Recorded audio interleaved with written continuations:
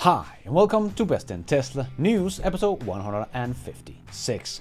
Looks like Tesla sales and demand is off the charts for 2023.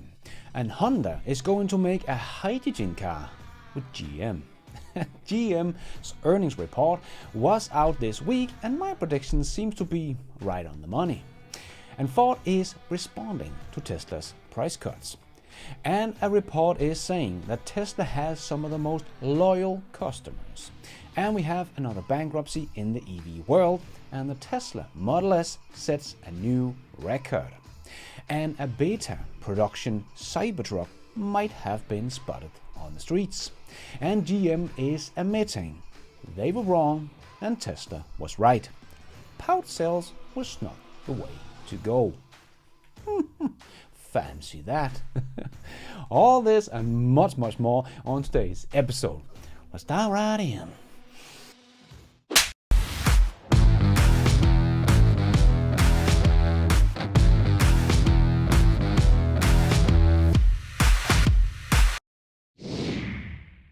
Let's put our living stereo stylus in this groove.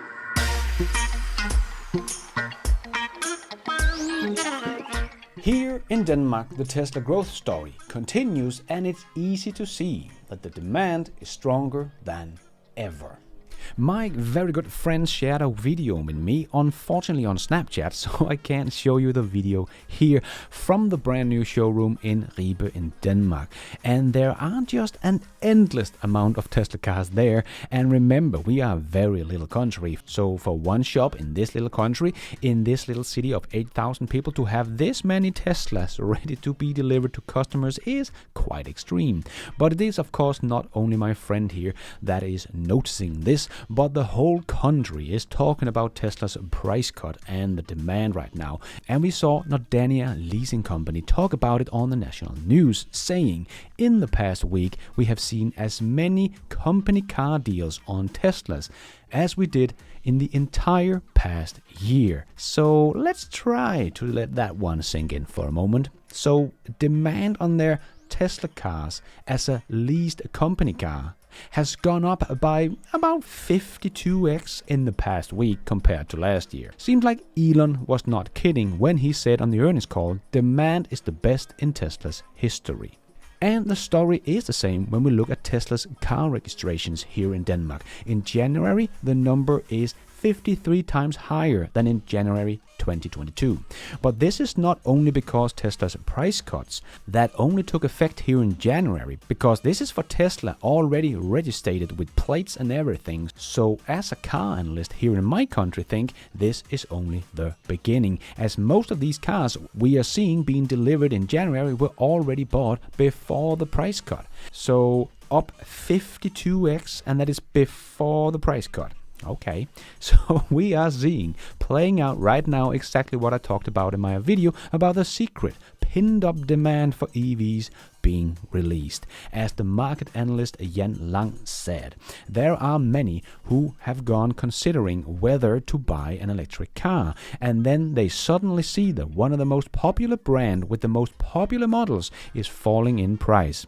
It has convinced a lot of people to buy. So no surprise that the Model Y is already the second best-selling car of any kind in my country year to date. And this is of course not only in my country, this will probably play out in most of Europe during the next couple of months, as Roland here could show us that most countries we have the numbers from January are up by an insane amount.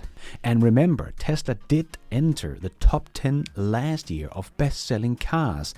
And actually, a little update on that, as I showed this list before, but here we can see the Silverado sits on number 7 spot. But we got some numbers of the Model 3, and it should have sold something like 6,000 more units than the Silverado.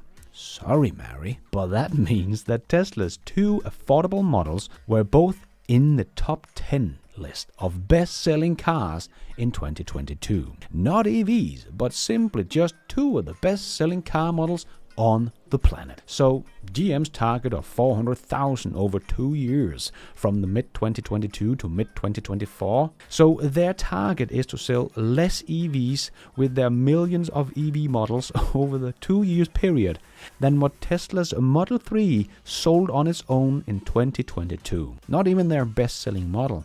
Yeah, GM will never get an EV model on this top 10 list. But Tesla's Model Y will take the number 1 spot this year. But Tesla is also getting ready for the best quarter in history as well, as I spotted 18 ships in the water carrying Teslas. But didn't you write 17 ships on Twitter? Yep, but there was a little ship hiding behind another one down in South Australia.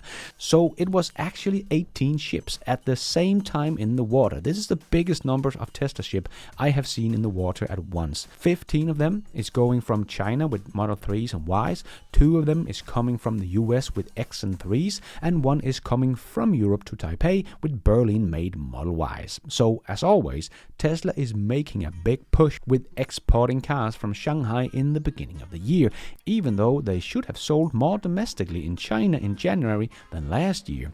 But let's see how many ships will continue to leave Shanghai, because we have seen Tesla is able to produce close to 90,000 units in a month in China. Of course, not in January because of the New Year holiday, but in Q1 last year, they only sold about 56,000 to 65,000 units, including export.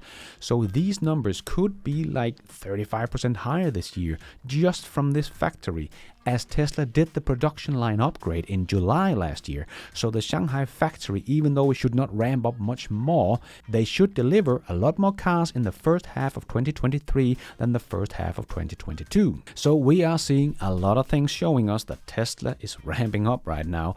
All the ships in the water and all the new Model Ys coming from the Berlin factory flooding the streets of Europe. And as Elon said, demand is outpacing production by 2 times. So all of these cars on the way around the world will no doubt be sold and delivered, gearing up for a very good start for 2023, beating their old all-time highs once again. GM's earnings report came out this week, and it is now official. Tesla earns more money than GM. But GM did make a record quarterly EV sales in Q4 with 16,300 units, leading the EV sales by miles. But like we talked about last quarter, how we needed to keep an eye on their inventory that seemed to be going up, but at the same time their sales were shrinking, because that was not a very good sign. But the trend, unfortunately, did not change, and we can see that the trend continues as GM now has over 411,000 cars in inventory. So inventory is up about 52,000 units compared to Q3 that GM reported as sold, but they have just been moved from their factories to their dealers. This is actually a couple of $1 billion in revenue GM claims, even though their cars are not sold to customers yet. So their financials is actually a bit worse than it seems. But I did predict in my video about 6 months ago that Tesla would end the year off with a net income between $12 to $13 billion, and they ended up with $12.6 billion.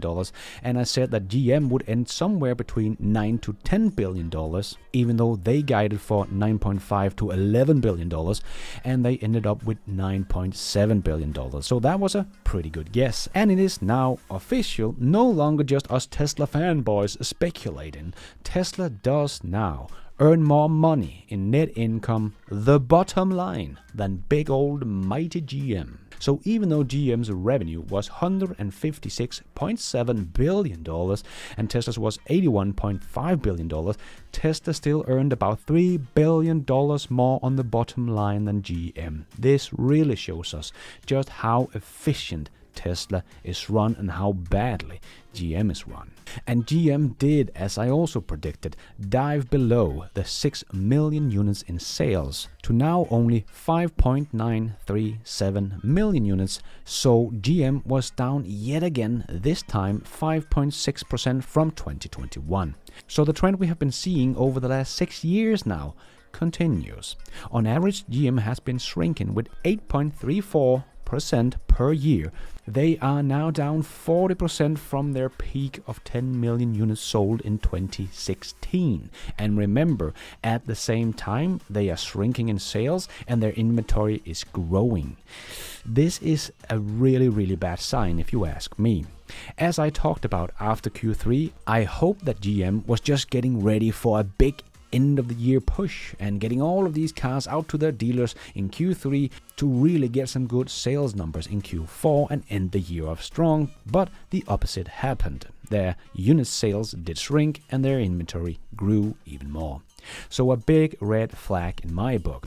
I know Tesla's inventory is also growing a little bit, but that is because Tesla is smoothing out the delivery waves and are becoming a much bigger company. And Tesla does not count a car that they have delivered to their centers as sold, only when it's in the hands of customers. But Tesla still grew their deliveries by 40% in 2022. So for Tesla to add a bit more to their inventory as they are growing bigger and still growing with 40% is not a red flag in my book, but shrinking in deliveries and adding to inventory is a recipe for disaster. So how Dan Ives can see this GM earnings report as a good sign for GM is beyond my understanding. Yes, there are a lot of claims about the future, but if the trend continues for just a couple of more years, they will not be part of that future at all. When we look at this chart, we can clearly see the trend here. GM is collapsing while Tesla is growing fast. Tesla has since 2016, when GM peaked, grown on average 61%. So if these trends continue, GM shrinking with 8.34% and Tesla continues to grow just with their 50% average guidance, well, firstly, by 2025, when GM think they will catch up to Tesla with their 2 million EV production, well, it will not be enough. As we all know, Tesla will get close to that number already this year. So how GM can continue to say that 2 million EVs in 2025 will be enough to catch Tesla just shows us how little they know about Tesla, or is just lying, of course. So it is painfully clear that they are not catching up to Tesla, but Tesla will be catching up to GM by 2026 if this trend continues. And I think Tesla's 50% average growth will continue, but I actually think GM will fall even faster than this chart shows. I think we will see the signs of that already this year. ICE will fall even faster out of the sky as EVs get more and more popular. I think we will see a really close race in 2025 of who will have the biggest unit sales, Tesla or GM. What do you think? And we also just got Ford's earnings, but they did not make any money in 2022. So now Tesla is officially earning more money than both Ford and GM with only a fraction of the unit sales. And we see news articles about Tesla's owners are embarrassed of owning a Tesla because of something Elon has tweeted. But this is just noise and mainstream media picking topics that they like to push out like this is the majority of Tesla customers. But Tesla has the most loyal customers, a report says. Because we actually now have some data from S&P Global showing that Tesla is the best brand at stealing customers from competitors and keeping them for a long time. So the mainstream media can come up with headlines with a few unsatisfied customers. You can find that with any brand all they want. The facts tell us the real story. As American-based data from S&P Global has revealed, Tesla stands far ahead of other car makers when it comes to retaining its customers. As per the firm's data, over 80% of Tesla owners are nomads that are new to the company. This is not surprising at all, since Tesla is a new player in the industry. It does, however, hint that a lot of car buyers are looking to electric cars as an alternative to the combustion-powered vehicles. But what truly set Tesla apart from the competition is its one-and-done rate, which refers to the number of buyers owning a brand of a vehicle and leaving it. In the 12 months ending July 2022, about 58% of Nomad's car buyers in the United States left their vehicle brand, the highest one-and-done rate in the last 10 years, which also shows us that people are not as brand loyal as they once were. Tesla's one-and-done rate, however, stands at just 39%, which means about 60% of the company's customers will probably replace their existing electric vehicle with another Tesla. As Associated Director of Consulting for S&P Global Mobility said, by understanding the loyalty markup of their customer base and where their nomads are going, brands can take a more targeted and efficient marketing approach to retain. Sure, they can try to make some good marketing and retain their customer, but I would personally say focus all that money on making your product and ecosystem better. I do understand why Tesla's customers are some of the most loyal customers, because once you have tried a Tesla, well, firstly, you will get the Tesla smile. Yo! We was on that Camaro's ass! You ain't no Tesla, bitch! And then you will experience how simple it is owning a Tesla compared to any other EV or ICE car, with its own integrated charging network that you just plug in, and it is the most reliable charging network with the most efficient EVs and the fastest charging cars that gets the most mile per minute charged. And if something is wrong and something could be better, well, Tesla will fix that with an over-the-air update. Why would you pay more to get something that can't do all of this? Of course, Tesla's customers are some of the most loyal. But this also shows us that Tesla is stealing customers from the old guys that is not making enough EVs. And let's get our monthly update about Tesla's Gigafactories. That means handing it over to Brian from My Tesla Weekend. Take it away, Brian. Happy February, everybody! Let's take a look back at the past month of Gigafactory progress for all the Tesla sites. In Shanghai, there's nothing to see. The land is full. There's nowhere to put stuff. What you can see is that production is going gangbusters, and we know the numbers are going to be good, so let's move on. In Berlin, the stamping extension is looking good. It's gone vertical, and they've started opening the walls at the north end of the building to maybe remove them all. Who knows? The entrance of the building is moving along as well. It's getting a new look, and it's getting more work done. And the parking revision is getting some interesting work. It's because they're putting in canopies, which you can tell because they're putting in pilings on which the canopies will be anchored. The road expansion is going great. It's expanding on the other side of the highway as well. And the southeast parking area is advancing along with it. The train station's footings are complete. We may expect to see construction begin on that in the next month. The 4680 building is getting its final touches. Equipment is going in. The projected start date of middle of the year seems on track. That's good. The new tanks have got some graffiti. Looks pretty cool. And at the north of the site, the clearing is getting more cleared. A lot of the timber has been removed. It's smoothed out. There's some temporary roads in place that will be used as soon as construction is approved and they can begin. In Texas, boy, we've got some stuff to cover. The footage is a few days out of date because a snowstorm hit, and not much has happened in those few days because it's all been kind of shut down and it's hard to build when there's ice everywhere.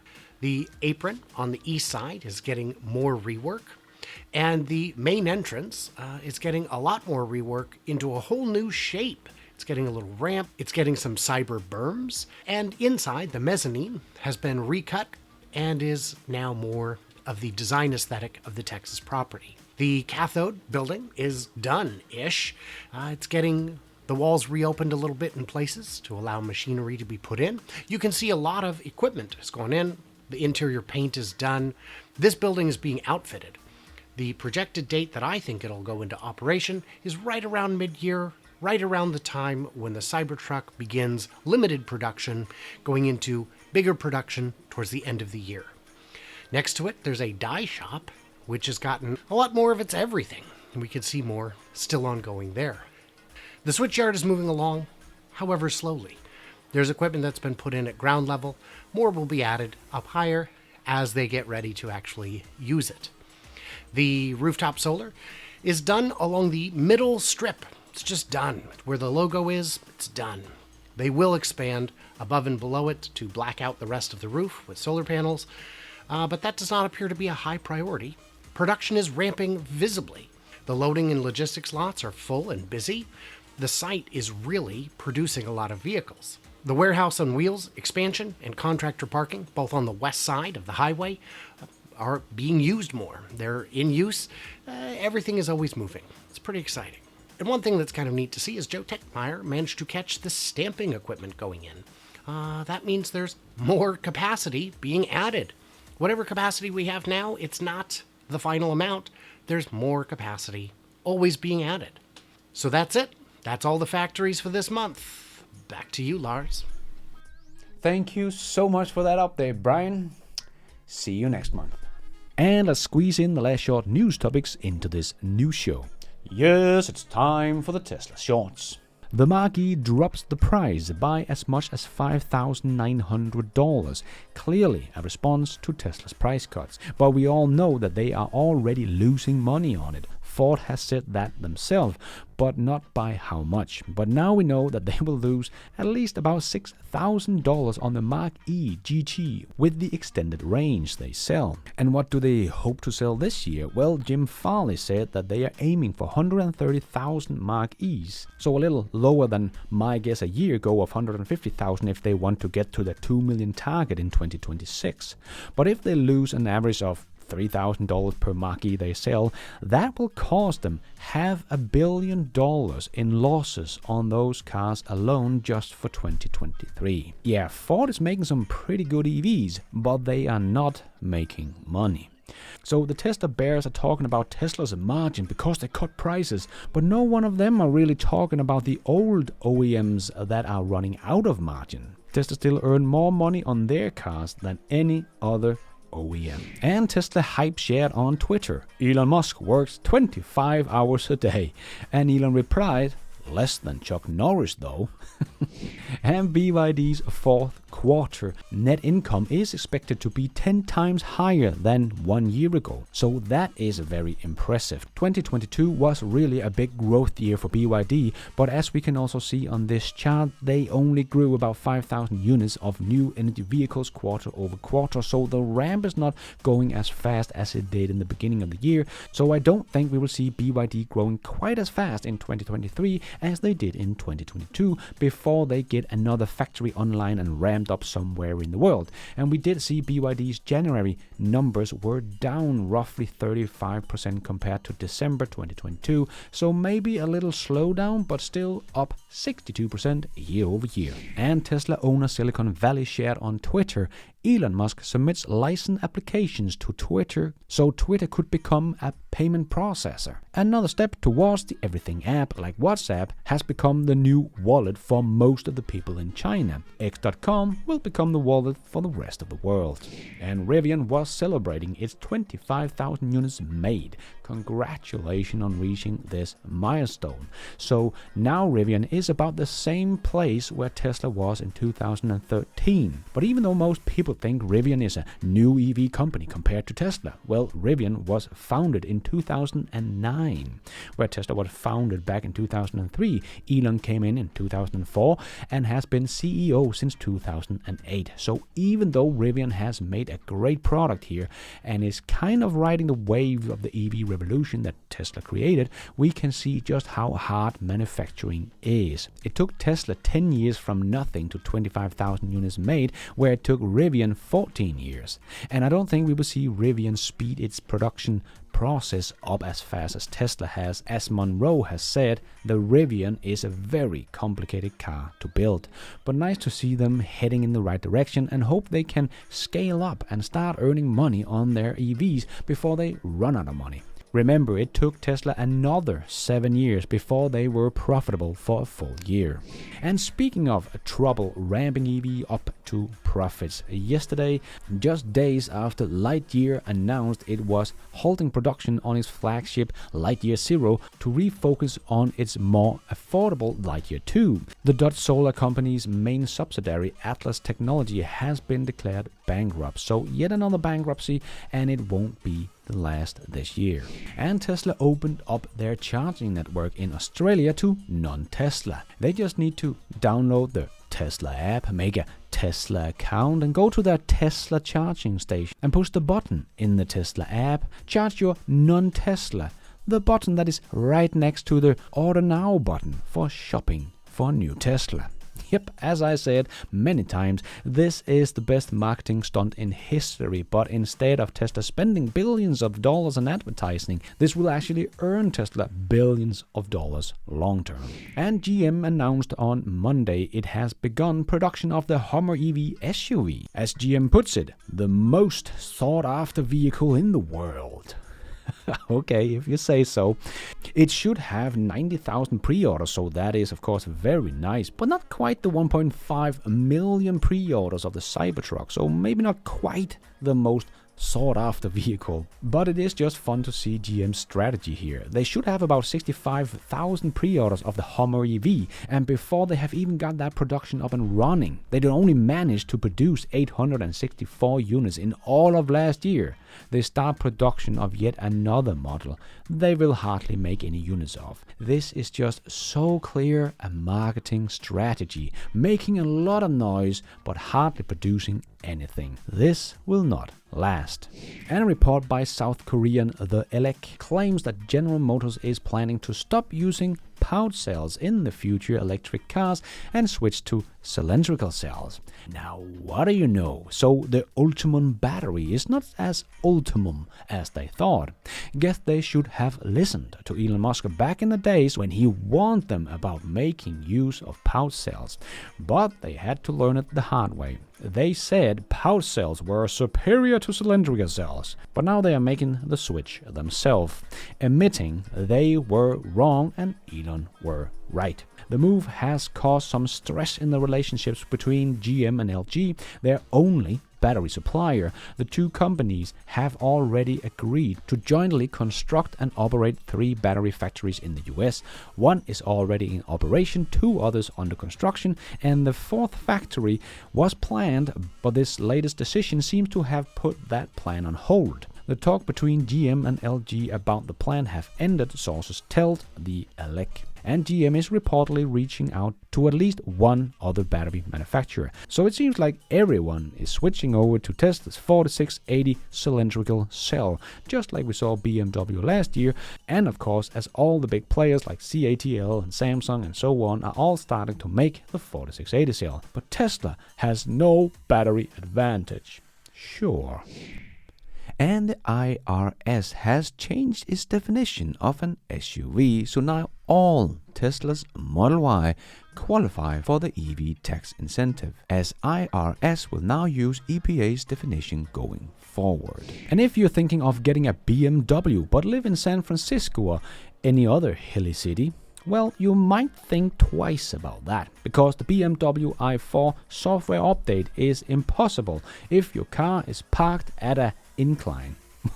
I mean, what the hell? As Claire Elisa shared that she cannot update her BMW i4 because she lives on a hill. Are you kidding me?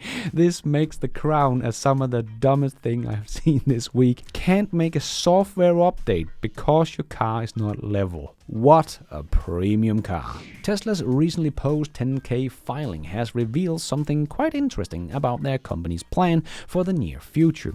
Amidst the pursuit of its ambitious goal to ramp to 20 million vehicles per year by the end of this decade, Tesla has noted that it is planning to spend between $6 to $8 billion this year. And in 2024 and 2025, Tesla is expecting to raise its capital expenditure to between $7 to $9 billion. For comparison, Tesla's capital expenditure reached $7.16 billion last year and $6.48 billion in 2021. With this in mind, it would definitely appear that Tesla is setting themselves up for some ramping over the next couple of years. Very exciting. And if you want to learn more about Tesla's 10K filing, Dylan from Electrify did a whole video on it, so definitely check that one out. I will leave a link down below. And the Electrify America saga continues this week as the Kilowatt has hacked one of their charging stalls and are able to control it. Not a very good look for Electrify America. Kilowatts also show the difference of owning a Tesla and owning any other EV using Electrify America chargers. The user experience for a Tesla owner is like no other on the market. And Hyundai Ioniq 6 received impressive EPA range rating. The most efficient version has an EPA combined range of 361 miles of 581 kilometers. That is a very impressive EPA. Hyundai said that the Ioniq 6 was all about efficiency, and they were not kidding. Very nice job, Hyundai. And the Starlink history continues as SpaceX has signed another customer for its Starlink aviation service. On Monday, Japanese Zephyr Tokyo said they are adding Starlink to their fleet. Zephyr became the first airline in the Asian Pacific region to sign on as a Starlink customer. And not only that, finally, the continent that needs this service the most started getting it. First country in Africa, Nigeria, has just got access to Starlink as well. And Tesla showed off a little video showing just how convenient it is having a Tesla in the cold areas as well. And with the Tesla heat pump, it is also one of the most efficient EV in cold weather. As we also saw this week, that the Tesla Model S sets a new record in the world's biggest EV winter range test in Norway, where it still reached 530 kilometers of range in cold weather. No EV has ever driven this far in this cold weather test. So if you live in an area where you get cold weather like here in Northern Europe, well, you will get more range with a Tesla. As you can see here, even though the Mercedes EQE or the BMW i7 have almost the same WLTP range as a Tesla Model S, in cold weather you will get more than 100 kilometers more range with a Model S compared to the other guys. I will leave a link down below to the entire list so you can check it all out yourself, but you will not find the Toyota BZ4X on this list, as Toyota, funny enough, did not want to anticipate, because we already know it drops about 50% in cold weather. And one of my followers here in Denmark was so nice to let me try his new Tesla Model S Plaid. And of course I had to try out the insane acceleration.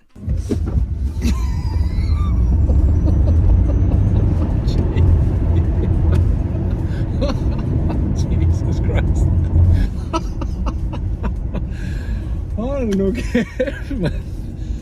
Woo. Yeah, this is truly a monster of a car. And Kjell, thank you so much for the ride. Honda announced it will start producing a new hydrogen fuel cell system jointly developed with GM. Oh my god, you have got to be kidding me. First they invest in Nikola, then in Lordstown Motors, and now hydrogen cars. GM seems like a very desperate company to find anything that can just give them a little traction. But Honda and GM will gradually step up sales of their hydrogen car this decade in a bid to expand its hydrogen business. Honda wants to sell 60,000 units per year by 2030. How can they look at this and think this is a good idea? 60,000 units in 2030. Well, good luck with that. Maybe they will start earning money on their hydrogen car in 2130. And do you remember all of the noise there was because Tesla laid off 10% of their workforce last year? Well, Tesla employee headcount grew 23% in 2022, while other tech companies eliminated position due to economy conditions. Tesla is still growing, but some areas of their business had become too bloated. But all in all, still growing. Headcount now 127,855. And just as we saw, BEVs is now being the biggest powertrain in many of Europe's biggest markets. Well, in 2022, wind and solar together generated more electricity in Europe than coal and gas respectively. And this is just the beginning. And Elon retweeted Alex's tweet here and wrote, "Wind and solar combined with batteries will solve sustainable energy for Earth." And the lawsuit is finally over. And Elon was found innocent in 2018 tweet about taking Tesla private. Don't think Mark Spiegel is going to be very happy about that. But a big congratulations to Elon on finally can move on from this tweet. And before we end off with a bit of fun, I just want to make a quick shout out to my newest patrons and members of this new show. My new Patreon producers, Robert Debes, Sir Sofabar Hamburg, and Howard Dogmeat. And my new YouTube member, Pauline Kennyquin. Thank you so much for all your support. I am doing this all by myself, but you guys are all the producers of this new show. Thank you. And a big and special thanks to Supporter of the Week. And this week's winner is JM8. JM has been a thank you for watching member for 17 months. So thank you so much for all your support, JM8. Please contact me on this email down below so I can get your address and send you your free t-shirt or mug of your choice. Thank you. And let's end off with a bit of fun. James made a video this week showing off Tesla's growth in profits. And I thought I would just share this little snippet from his video. The fun thing to do with this animation is to try to call out loud every time it passes $2 billion up or down. So here you would go -2, -4, -6, -6, -4, -2, 0, 2, 4, 6, 8, 10, 12. That's how fast. Yes, that just says it all. To the moon! That is all we have time for in this new show. Hope you enjoyed it. If you did, don't forget to hit that like button. It really does help this video out a lot so others can find it on YouTube. And if you did like it, maybe you want to consider hitting that subscribe button, notification bell, so you don't miss out on future videos just like this one. If you're already a subscriber, thank you so much for your support, and if you want to support the channel even more, remember you can, for as little as $1, become a patron of this channel and get your shout out on this show. You can also become a member of the YouTube channel to get a shout out and some extra perks. Hit the members button to find out more. And don't forget to follow me on Twitter. I tweet all the news as it comes out and more. And check out the merch store to get some merchandise and support the show. Now it's also possible to support the show without buying anything, becoming a member or a patron. There is a link to a donation options in the show notes. And also as simple as hitting the super like button. But going forward, I will be making more videos for patrons and members only. And I will give my YouTube members and patrons early access to my videos whenever possible and make my videos ads free for members and patrons only. So don't miss out. And thank you for watching. And until next time, take care out there and be nice.